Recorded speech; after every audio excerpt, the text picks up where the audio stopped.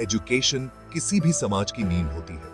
ये हर इंसान को नॉलेज और स्किल्स देती है। एजुकेशन लोगों को जिम्मेदार नागरिक बनने में मदद करती है। इससे लोग अपने कम्युनिटीज की तरक्की में अपना योगदान दे पाते हैं। एक मजबूत एजुकेशन सिस्टम पूरे देश को ऊपर उठाता है। ये क्रिटिकल थिंकिंग और प्रॉब्लम सॉल्विंग एबिलिटीज को बढ़ावा देता है। एजुकेशन लोगों को बदलते हुए संसार के साथ अडेप्ट करने के लिए तैयार करती है। यह अपॉर्चुनिटीज और बेहतर लाइफ के दरवाजे खोलती है। लेकिन एजुकेशन का असली मकसद सिर्फ इकोनॉमिक सक्सेस नहीं है।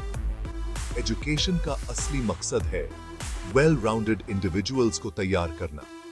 एजुकेशन से क्रिएटिविटी, एम्पैथी और सीखने का प्यार पैदा होना चाहिए। एजुकेशन हर व्यक्ति को अपनी पूरी पोटेंशियल तक पहुंचने और एक संपूर्ण जीवन जीने की ताकत देती है। एजुकेशन कितनी इंपॉर्टेंट है, ये तो हम सब जानते हैं, लेकिन आज का एजुकेशन सिस्टम कई कमजोरियों से जूझ रहा है।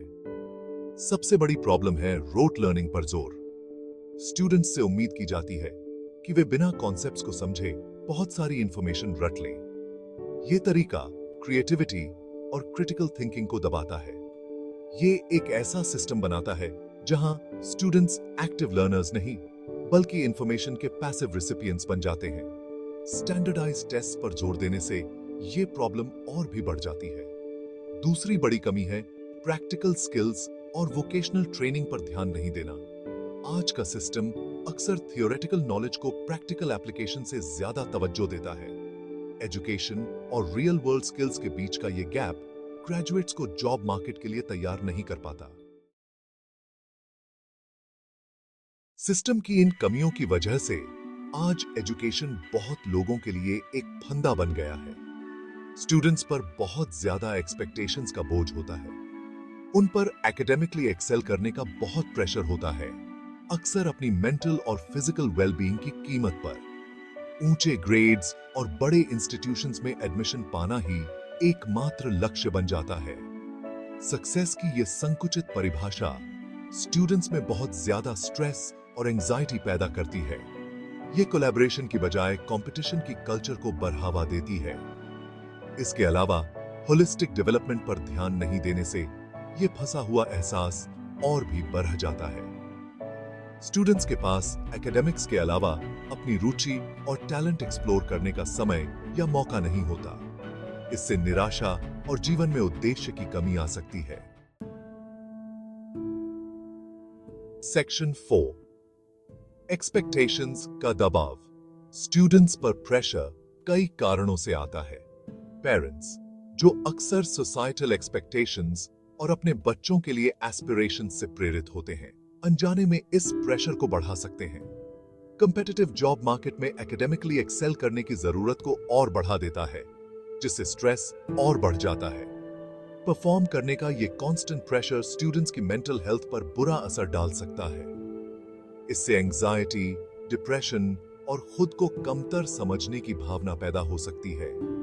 कुछ एक्सट्रीम केसेस में ये स्टूडेंट सुसाइड्स जैसे दुखद नतीजे भी दे सकता है।